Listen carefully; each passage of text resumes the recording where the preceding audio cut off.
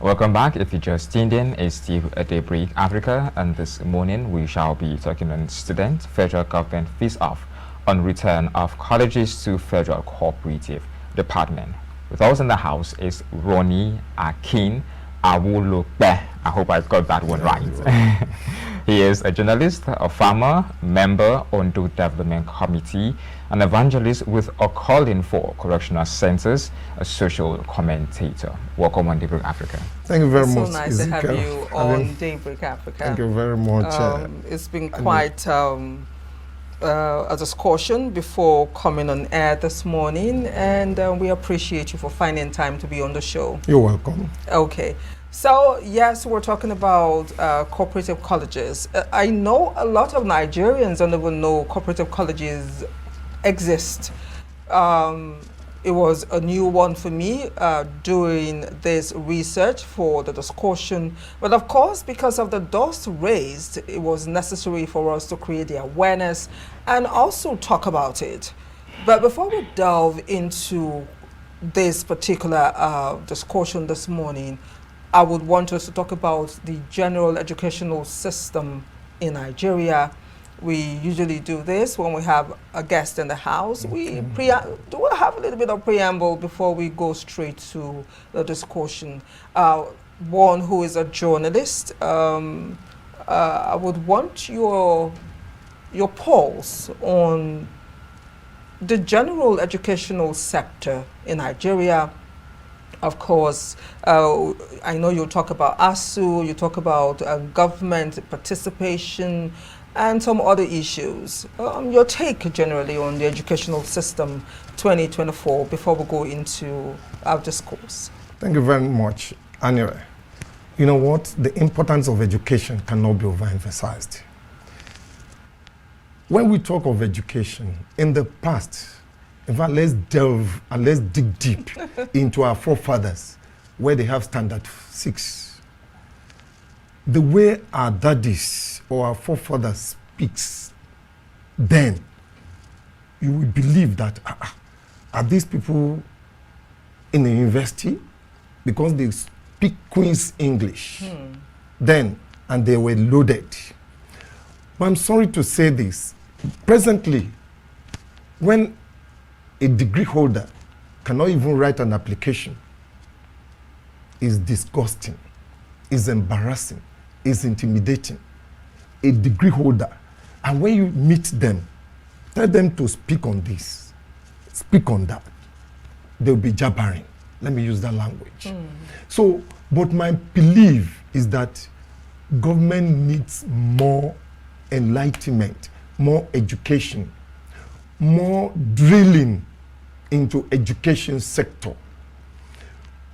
Now, government is interested in loading parents with financial implications.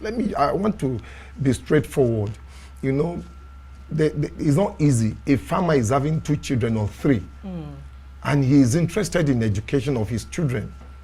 But look at what he's having in his purse or her purse, that how do my child or children want to attend a university? Even in secondary school now, look at the private schools in secondary school, they are charging over 200,000.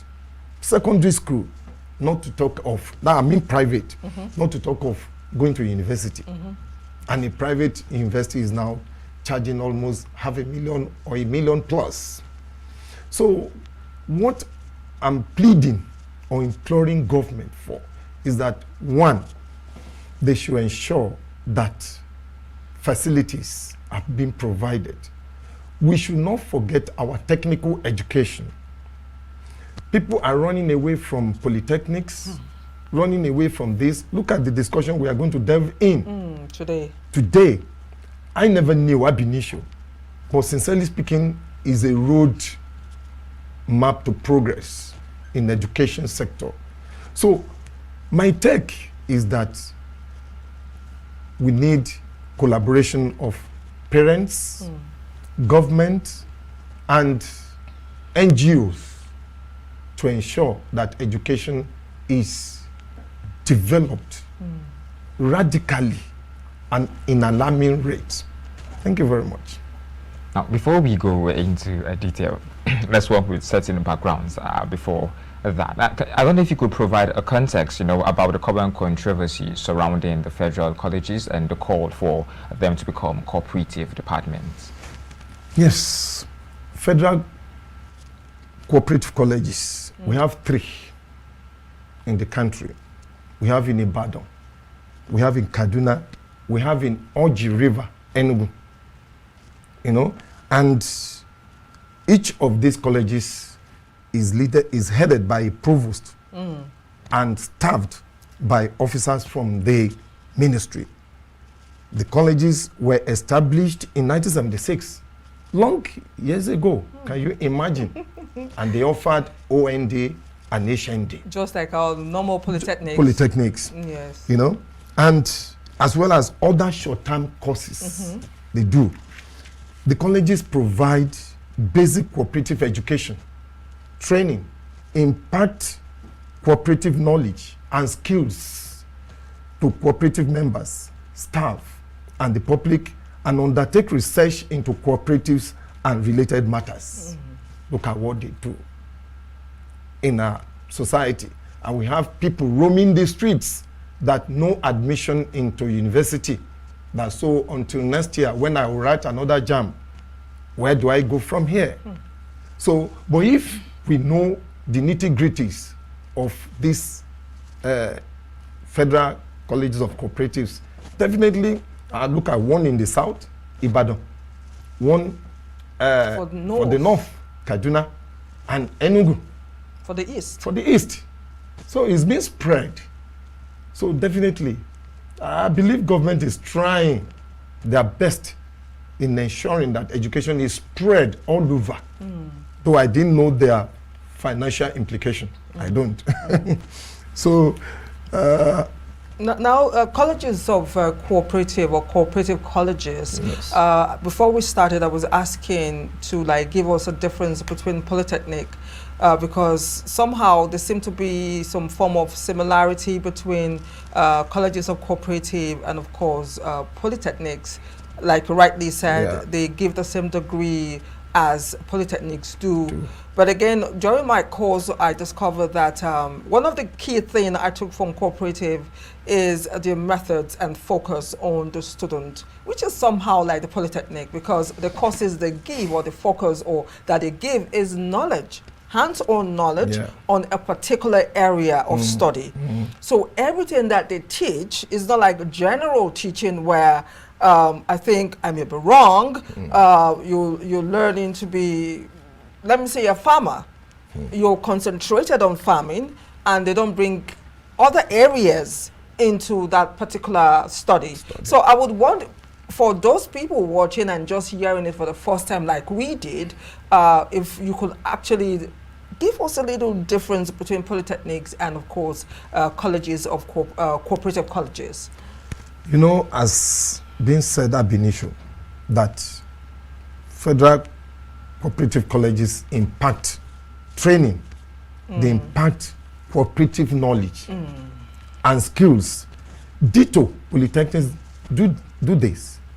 At least in polytechnics, you see engineering department there, you see many skills. Let me just not limit to certain area.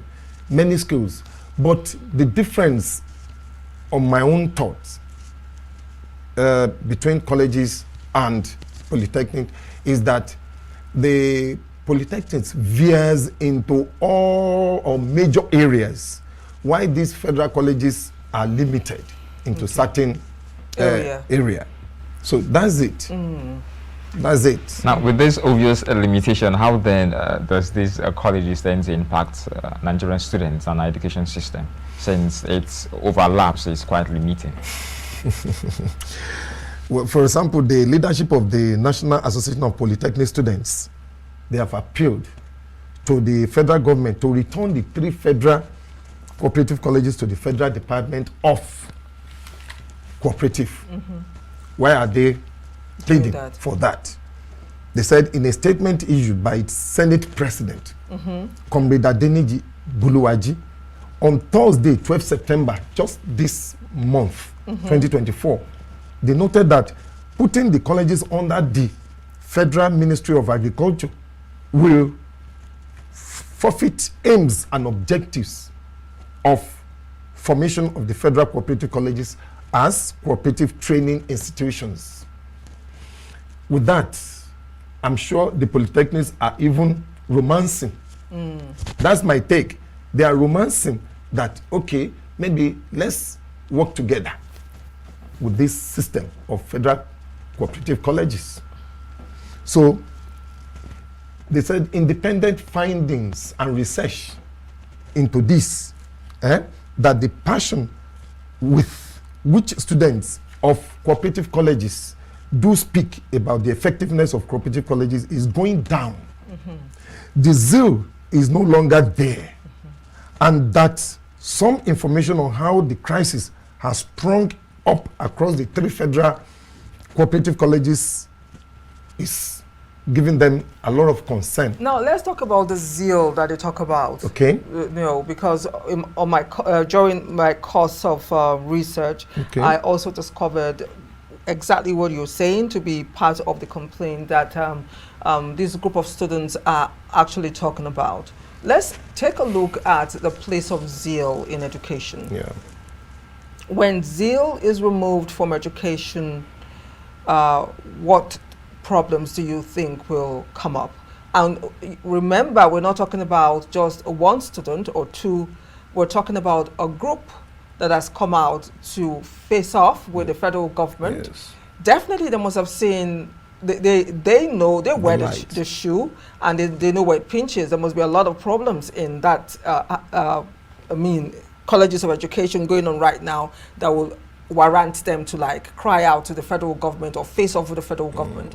But my question is, let us face the problem squarely.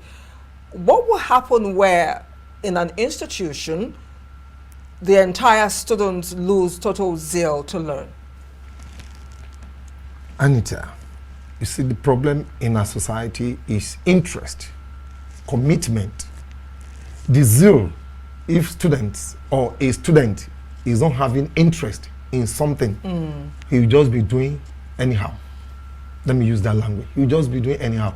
If you don't have interest in something, even aside from students, if you are a mother now, you don't have interest in doing something, and someone is forcing you doing it, how will you feel? So for me, for students to have some kind of interest and commitment is personal. And we pray that parents should do a lot of jig-jag on their children to ensure that they brace up on this commitment of their children. As a lawyer now, let me say, I'm not a lawyer, but as a lawyer, you want your son or you want your daughter to go into law. Why? Why not allow him or her to go on his own pace? Allow him or her to go on his own pace.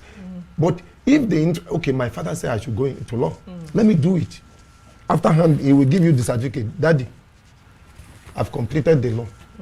And we have some of them go into like drama. And we have some go into personal business. So parents should just educate their words, educate their children. Please, my dear, this is the way I want you to. But daddy, why can't you allow me to go on this thing? This is what I have interest in. Please, sir, please, ma, let me do it. What about the role of government in all of this? That's why we have the counseling department. As from secondary school, they should do a lot. As from secondary school, they should do a lot in putting, some are in science subjects, some are in art subjects. So then you now trace some of your students. Please, Tunde, why can't you go this way? It's good for you because we know the way you go into this system. Kemi, science subject is good for you. Why can't you brace up and ensure that It doesn't necessarily mean someone should become a doctor if you are a science student or a pharmacist. You can go into record keeping. But a lot of schools, like I remember we had a guest here, and I was telling the guest, we're talking about education, and I remember while growing up in my secondary school, we had a counseling department. Yeah. But Ezekiel, did you have a counseling department in your school? Yes, we do. Okay. It's more like we don't really patronize it. But most that is schools, the language. Most schools today Yeah. do not even know what a counseling department is. We have. So schools do not, I'm telling you, most schools don't have counseling departments. So in schools where students or teachers have never heard about counseling department, how do we bridge the gap in raising the zeal or, channeling children towards a direction of interest?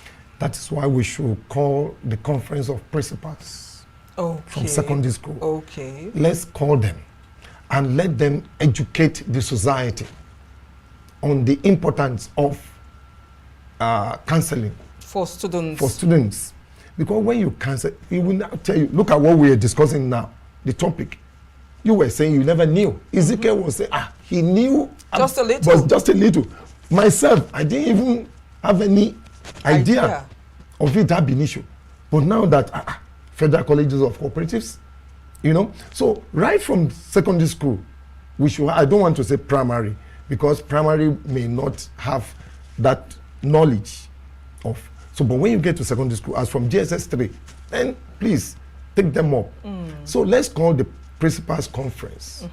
Let them go into collaboration with government that they need to. My son graduated from Akungba with guidance and counseling as his first degree. And in his master's something now, he's going for psychology. So that type of person, when you say go to secondary school, go and he may say, Daddy, I beg, leave me alone. I don't want to. But it's necessary so that the principal will do the needful to ensure that a department of counseling is created, and they should fund the department so that you don't need to harsh on the students. Call them to order. My dear, I really love you. How I wish you become this. You pad them. How wish you become this. And let them have freedom of speech with the teachers. Not that the teachers will come with hard face. No. Let them have a free relationship with the students. So when they do that, then the student will be at peace. They will say, I like this man. I like this woman. He's a good teacher. Now, talking about the cooperative, before Ezekiel comes in, two things. They spoke about zeal, they spoke about passion. Is there a difference between passion and zeal?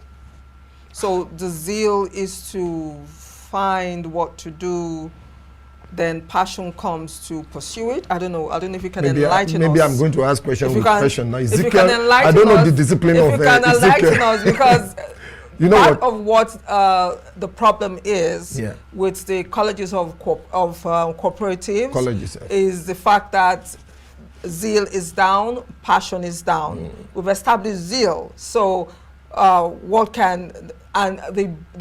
problem is with the federal government at this time. Sure. So what can the federal government do now to channel or rewire the passion of the students? The federal government should listen to this department, because they are now saying maybe at the end of this month that they are going to do a massive if the federal government doesn't listen, that they will do a massive mobilization to Abuja. Sincerely speaking, the government should have a listening ear. The Minister of Education should invite those concerned. When they invite them, then they should discuss. They should meet minds. When they meet minds, you bring your idea, the government will bring the idea, we place it on the table, just like the minimum wage palaver, which was concluded some weeks ago. So when they put pen on paper, they write, okay, what's your idea? a principal should be invited, a provost should be invited, students should be invited. You know, when they now meet minds, then the federal government should have listening ear and do the needful. I think that's the better way of addressing this issue of federal colleges of cooperatives. Ezekiel is smiling. I don't know if he's having another idea. It doesn't mean I'm a guest. We are all educating people. No, he has questions people. that he wants to ask. That's why. Usually I have questions that smile. He has questions to ask. You did mention zeal. You emphasized on passion. Yeah. You made mention of the need for parents to encourage their ward, folks to patronize federal cooperative. But do you think a cooperative certificate would all respect, commands the same level of respect as a BSc holder? That is the problem we're facing in our societies. And so while trying to encourage this young fellow to patronize or go for a cooperative, and he tells you it doesn't really command the same respect and honor as a BSc degree does. What would you do in that case? Thank you very much. Maybe that's why I was smiling. Let me start from a local ground. Oh, please do. A bricklayer, a young bricklayer, you have a young bricklayer, please come and build this house for me. Then someone is advising you, you better get an architect. You better get this thing to prepare all these things. But sincerely speaking, if you bring in that young bricklayer, it will perfect or perfectible on your structure, on your building, whatever you need, the way you deserve it. But a man that is having a degree, a master's degree, a PhD holder, that will draw your structure, do this, do that, then you now say, please, sir, please, man, give me 2 million. Immediately you will release the money. But a bricklayer that is just say any, will he be able to do my job? But sincerely speaking, put the two together, put the two on the spot, on the job. You know that bricklayer will perform more than I know. Maybe people will counter me, but sincerely speaking, because I've gotten the experience from Don't you think the architect is better trained for that job? That's exactly, you asked this question, that a BSc holder, how will you rate it with this certificate of federal colleges of cooperatives? Yes. Sincerely speaking, you may not. When it comes to presentation, you will definitely pick the BSc holder.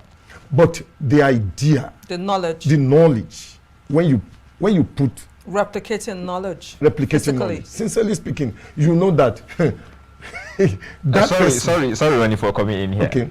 You want to compare one who is taught by professors, associate professors, and doctors, and you think that person will be yes, I'm just trying to I want to use the choice of the words. Yes. Yeah. So let me use your word. A dullard, or what did you say? Yeah. I can't really fathom that or comprehend that understanding. You're talking. Look at the way you are speaking now. You may bring in that student from the Federal College of Cooperatives. He may not likely speak fluently or Queen's English the way you speak. But sincerely speaking, that knowledge, that practical aspect, he will deliver. I know, definitely. But I do said it ab initio, that some of our degree holder may not be able to write an application. Please bear me witness if I'm telling lie. No, that's true. It's true. So then ask them questions in an interview. They'll just be looking at you if you are speaking French. You know? So I understand what you are saying, Ezekiel. But sincerely speaking, government should try these colleges of cooperatives and put it on the note. Okay. Let's see what will happen. You know, if you don't try something, you won't know how effective that thing will be. I know you want to ask, please. Okay. I just want to add something about using the example that you used, the bricklayer and the architect. Yes. I've had a situation where I spoke with a bricklayer and we were just joking, and I asked if he could tell me the amount of blocks needed to build a story building Okay. specifically. Okay. And he gave me the mathematical combination. Was it accurate? It was accurate. Okay. He was able to tell me the amount of blocks. I'm not talking about an architect. The amount of blocks needed to build a 3-bedroom flat, a 4-bedroom flat, a story building with the same equivalent. Including with the this cement that we use. with the cement that you will use, the board that you use. I said, okay, it's okay, you've proven yourself. Anyways, we're not talking bricklaying here. We're talking about federal cooperatives face off with federal government demanding that, you know, departments be returned to certain group. We'll take a break. It's time for that break this morning. And when we return, our guests will still be here. And Ezekiel, with his legs crossed, have a lot of questions to ask. Stay with us.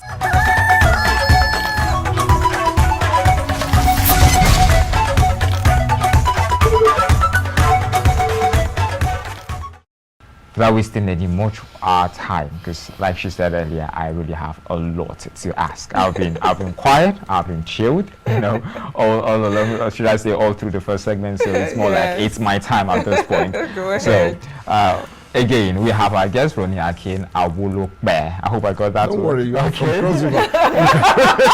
You can pronounce it. So I allow you to pronounce the name anyhow. All right then. So thank you for forgiving me. You are not even offended. You are from Cross River, so you can murder my name. I mean, it's been wonderful so far on this segment this morning. So you were talking about trial and testing on the part of the federal government. Now, what brings me to the question, what do you think, what would you consider the needed transition? You know, what do you think would help the federal cooperative to transition to make their certificate more commanding or as commanding as a BSc holder? That's a beautiful question. I appreciate you. You know what? I don't know. President, I'm sorry if I say, the Minister of Education, I don't know where he comes from, not the state, but his area of specialization. If he's an educationist, definitely the ball is in his court. He needs to educate the federal government, maybe during their fact meetings. Please, this is an issue we should treat with very serious attention, that federal government should pass this thing into law. That let us have these federal cooperative colleges into law, that they should make sure that the certificate is authentic. When I say authentic, maybe if they want to match it with polytechnics qualifications, or if need be with degrees, I don't know. I'm not in that field. But the Minister of Education needs, he needs to do a lot of job, because he is in the position to educate the federal government. That's why he is being put there. Is your portfolio. Please, this is the problem we are facing now. That is what the government is facing. So let the government, let the Minister for Education do the needful. Now, talking about doing the needful, the fact that, because while you were talking, it just occurred to me that does the minister even know there's a college, a cooperative college? Definitely he must underline more. I'm saying, it just occurred to me that does he know that, because again, that was something you mentioned, and in saying what you said, you just threw a lot of light on appointments by the federal government. Exactly. It's possible for a Minister of Education not to be an educationist. It's possible for the Minister of Health to be Yoruba graduate. We've had situations where round pegs are put in square holes. So rightfully, for what you've said, it would be nice if the minister is knowledgeable across board to understand the problems in the educational sector and to have the mindset to pursue these particular problems that is on ground. Because again, like you rightly said, the students have actually threatened that if no attention is given to the situation on ground, they are marching to their headquarters in Abuja, and we've had enough protests in the country for us to wait we need again. Peace. You know, not respond and wait to react when things go out of hand, which is another problem. So we're talking about elevating the degrees from what it is to what it's, from what it is to what it should be. That is another kettle of fish, because like you rightly said, is the minister and in brackets the federal government who has the right to do that. But in a situation where Nigerians don't even have an idea that there is a school like this, what problems do you foresee when students come out from these cooperative schools and present the certificates in search of work? Do you see it being a problem, or do you see hope at the end of the tunnel? There's a beautiful hope. You know why I said it? We need an enlightenment, information. Information is power. What we're doing now is information. We are beaming into the society the importance of these cooperative colleges. And by so doing, people will now, so we have this thing. So we have these colleges operating. In fact, we will have some students that will create interest in it. Advertisement on this issue. Federal government should advertise these colleges of cooperatives. They should tell schools, pass information to secondary schools. If need be, invite principals, representatives to Abuja to educate them, that when they get back to their school, please tell the students we have this type of, don't go to JAMB for this. I don't know if there is there any JAMB result to present to enter this college. I don't know. So if there is no, then allow them to go. Then we've said it initially that let them equate the certificate to that of polytechnics, so that they will now say, no, at least I'm big enough to present my certificate to any establishment. And we should ensure that ministries, there should be a department. We have cooperative departments now. At least in Akure, we have a department in Akure. Is not far to police, what do we call it? Police something at Alagbaka there. Cooperative ministry is very near to government house. We have it in Akure. This is what I know, but I don't know of any other states. Ezekiel, I know you have questions, but something just occurred to me. You were talking about technical colleges. Yes. And we already have a dearth of technical colleges in Nigeria. Yeah. I remember in Benin then, everybody wanted to go to the technical school in Benin. It was a big hype for you to tell people that I attend the technical college.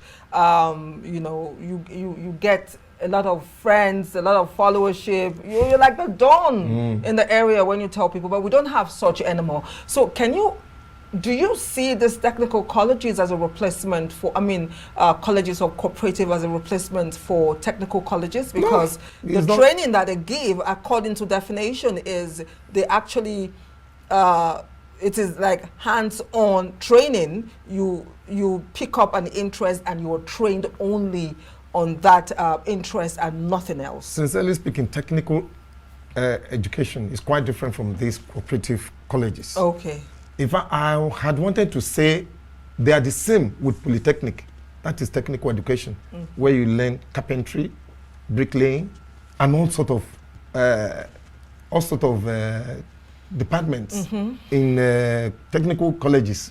We have one in, I think we have one in Owo, we have one in Okirikwa and so in Ondo State. Sincerely speaking, if we have some students that are very slow in learning, so but our craft, they have craft. So you push them to these technical colleges of education. Sincerely speaking, when they are out, they now work in. They can even work in polytechnics as a staff, as training, because they know the practical aspect of this It's the practical we're talking about. Of this skill. They know the practical aspect. So they might not be able to deliver in the speech. Now, okay, but what we need is information, right? So, but they might not be able, because what they learn is the practical aspect. Yes, yes. Putting this thing. Look just like Okundaye. Yes. The lady, the craft woman. Yeah.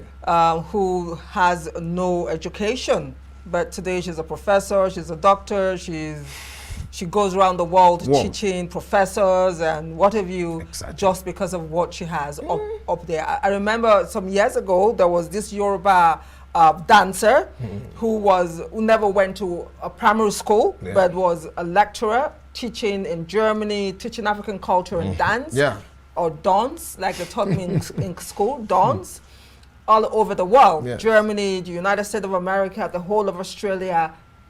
He never went to school, but his craft, his gift has taken him all over the world. This is where I chill and allow Ezekiel to ask his questions. Ezekiel is loaded, I'm sure.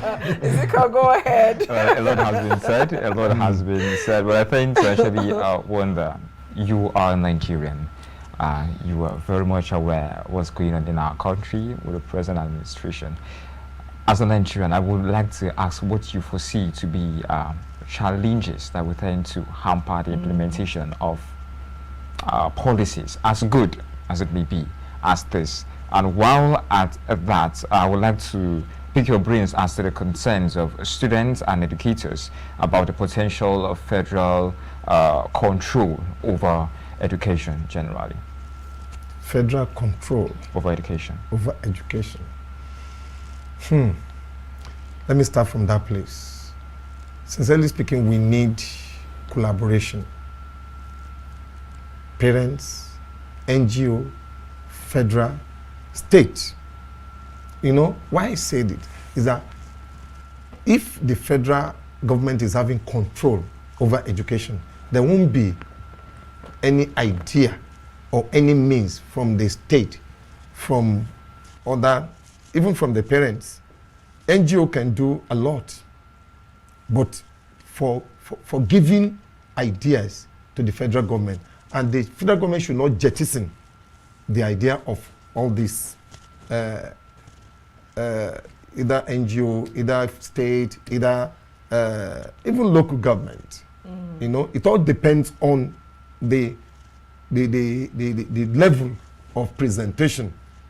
That's my take on that. Education, as we rightly said, is very important in our society. When you are educated, you can breeze into any areas, into any society. You won't have that fear. But if, like, I want to go to the airport now, and I don't know what, a door just opened, then you might move back. Who opened this door? Maybe kidnapper is there. I'm just trying to, you know, in a lighter mood. But if you are educated, you know definitely there has been type of door like that in supermarkets, in all these areas. But when you bring a person from the bush, I'm sorry to use that language, from the bush, from a village, you know, let's go out. I just got to a mall and the door opened, or a staircase just moved. Yes. The escalator. Aside from the escalator, you know, automatically you must be prepared to handle that person with your strength, so that he will not cobalize you. Let me say that. Like, that's true. So we can't leave everything to the federal government. Sincerely speaking, if we want education to grow in our society, you as a person now, they may not appreciate you in the country, but when you go to Abuja and you are asked to deliver a lecture in a conference, then people will now be, wow, Ezekiel, you are from which state? Please come and put down your name. Please let us use you. Maybe later you become a minister, not a lawyer who become minister for works and housing. Don't quote me. Okay. Now there's something that I'm worried about also, talking about the colleges of cooperative. Apart from the fact that they threaten the federal government, that if they do not get any attention... That's not a threat, sincerely speaking. I mean... They are making their mind known. I stand corrected. Please. I stand corrected. Sorry, you still have your question. If a child now, or some children, goes to their parents, sir, if you don't pay my school fees, I will not enter that school. Tomorrow, are you saying he's threatening his father? Ogar, not threat for now, because he's not threatening. It depends on the amount of money that's been asked of me to Continue. pay. He's not threatening. I'm serious. They are just making their plight known. But sir, children please. are not smiling these days. They're You could not call it a smiling these protest, days. wouldn't you? Sorry? You could call it a protest, wouldn't you? Fine. Okay. And Protest. most times, protests could be seen as a threat to a particular system. So, Making their minds known. Okay. Maybe it's All another right, I topic. stand corrected. I stand corrected. Okay. Well, the students from these colleges of cooperative have told the federal government that if they do not listen to them, they will definitely organize or mobilize for a protest. Besides that, they've also said that they will write to the EFCC and the ICPC to come if the federal government does not listen. Yes. Does not listen and be proactive about the situation on ground, that then they'll be forced to protest, mobilize, then write to the EFCC and the ICPC to come investigate contracts being done in the three colleges. The question I'm asking is it that the situation there is so dire?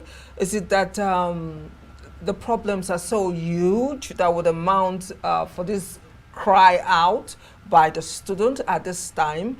I'm just trying to imagine what is going on in these colleges. You did say there's one at Ibadan. Yes.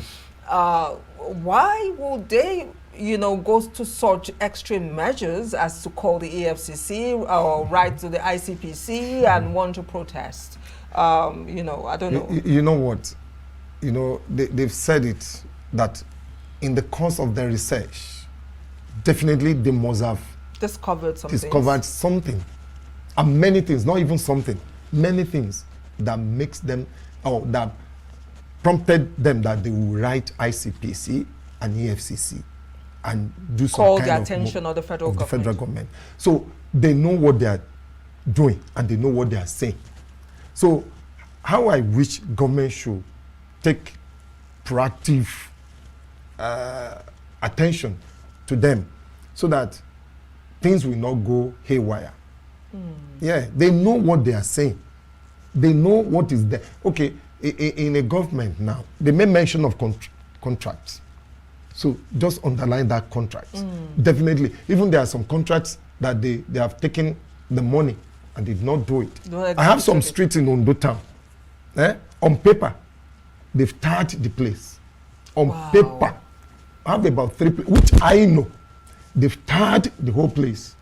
But physically? They've tarred the whole place, but nothing was done. They've collected the money. Years back, more than 5-6 years ago, they've collected the money. Kilometers of road. So if the people in the streets should now gang up or should now mobilize that let's go to government house, let's go to House of Assembly, you now say these people are not serious. How are they coming? Are they the only people, are they the only people in Ondo that their streets were not tarred? But because they've had on paper that they've tarred, so they are now going to government, going to House of Assembly, please come and look into our plight. How will you see to that? They've done they've dig deep. That's why they are aware that someone has been sitting in a corner and be eating their cake. So please, but I appeal to the students that they should do the protest in a very matured manner. If it comes to that. Definitely. It's unlike answers. They will just mobilize themselves and stay at that's the way I see it. Maybe stay at Asurok, or stay at Federal Ministry of Education, or stay as of rep. So that's the way I see it. But if they do it, definitely government will listen to them. I think you did pique my interest with the bit you said as regarding implementation and logistic, which will bring me to a very funny question as to how best you think the federal government could facilitate a smooth transition of this exactly. And then you made mention of NGOs. Sorry, it's going to be more like two in one question. You made mention of NGOs contributing their bit, maybe ideas. How would state government and local government contribute their bit in situations in this new system? Like one is in Ibadan, one is in Kaduna, and one is in Enugu. The local government could write the state, please, why can't you have annex of these colleges, so that there's no need for people in Ikale in Ondo State or Apoi to go to Ibadan or to go to Kaduna. But if their annex is here, that's their own contributions. Okay. The NGO could be of help in terms of enlightenment, in terms of education, in terms of even financial contributions. When there are some big NGO, they are loaded with money. We can invite people from UK, US. You know, these people are interested in NGO. If you have some kind of NGO, they will mobilize you. So those people can mobilize. And before you know it, we can have some trainings over there. Maybe in London, in America, in Canada, and all that world. After your training here, you can travel out. You enjoy the lagis there. It could be something like that. So you happen to give a brilliant idea or suggestion in just 10 seconds. The question is it that none actually have ever thought of this idea before, or is it more like we live in a system that doesn't work, so nobody bothers with any other brilliant idea? In Nigeria, I'm sorry, I don't want to, but in Nigeria, we bother less on what concerns others, but we bother much on our pocket.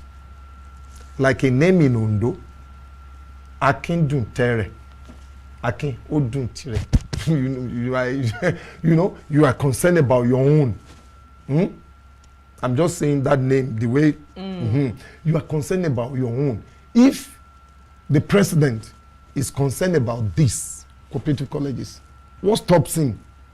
What stops him from at least making sure that let's get this thing done? But because their children are not trained here, we have, I can say, 70% of our big men, their children are over there.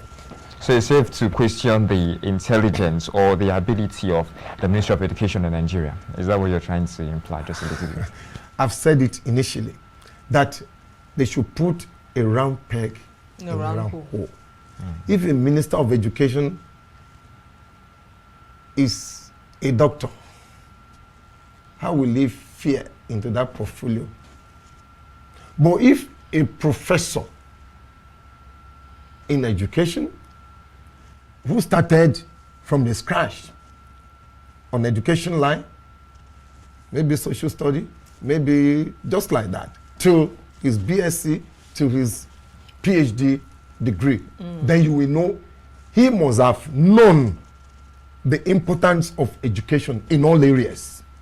But a medical doctor, because he's connected with President Tinubu, yeah, go and stay there now. Just be giving no order. A medical doctor put in a portfolio of an education. My brother, my sister, he may not perform. And if people are giving him ideas, we say, I'm the Minister of Education. Like when I was working with the military administrator of Undo before, Usman, you know, one of his SSS, when we were traveling to Abuja, he stops on the road. He wanted to buy this roasted yam. He himself stepped down. I went to the woman. The SS was preventing him. He said, come, are you the Milad of Ondo State or maybe Milad of Ondo State? I said, I want chop yam. They push me away. You want to kill me? You know that. Because the man is saying that, look, I'm the leader. I can do whatever I like. But they are expecting, the SS is guiding his job. They're expecting, sir, bring the money, or let's go and buy this thing for you. Well, he personally, that you don't know his intention. Maybe he want to help the woman. You don't know. So this is the problem we're facing in Nigeria. We need some intelligent people, not your own pocket. We need people that you have contentment. When you are contented in what you have, you won't bother about what is happening tomorrow. Someone that is sleeping tonight, you never knew if you are going to wake up tomorrow. And you were loading money in the kitty, loading many things for your children yet unborn.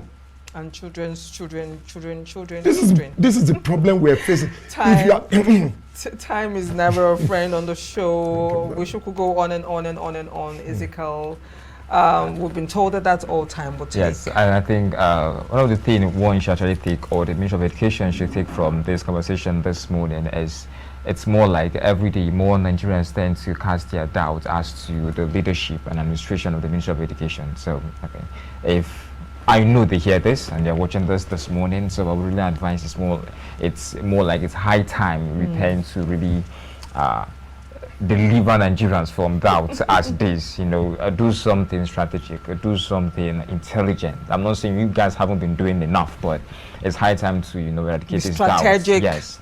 With process, yes. And please make the sorry to march on your tongue. We journalists, we have a job to do on all areas. Let us tell the truth all the time. We're trying. Let us tell the truth all the time. We're not trying. We're doing it here on KAFTAN TV. Oh, right, fine. If you are doing, I'm serious. That's exactly what I'm saying. We're trying our best to do it. The journalists not that we are lacking behind, but we're trying our best to create the awareness. Tell the truth and nothing but the truth, all times. And that's why I have people like you. That's the show. That's the show, Ezekiel. We want to thank our guests for coming this morning. We appreciate you so much. Thanks for having me. And we are inviting you again to discuss what we were talking about before we came on this particular discourse, maybe sometime next week. Okay. We've come to the end for the segment for this morning. We'll be right here, seated here, looking good tomorrow morning at the same time. So you stay tuned to KAFTAN Television and Daybreak Africa. I remain Ezekiel Ogar.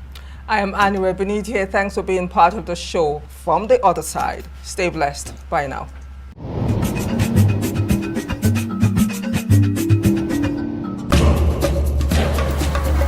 Yes, there is news on your device, but hearing an analyst's perspective is the icing on the cake that Daybreak Africa provides. Start your day with prompt analysis of the latest news, trends, exactly, and then you see these people, they are so agile, they can do a lot of politics. We have to go back to that regional system. That is the foundation of this country, for God's sake. Entertainment, fashion, culinary skills. So first I'm going to be pouring the oil inside the pot. Religious and cultural events amongst others on Daybreak Africa. For a rich mix of analysis on current issues, tune in daily from 7 a.m. to 9 a.m. on channel 480 and 124 on Startimes.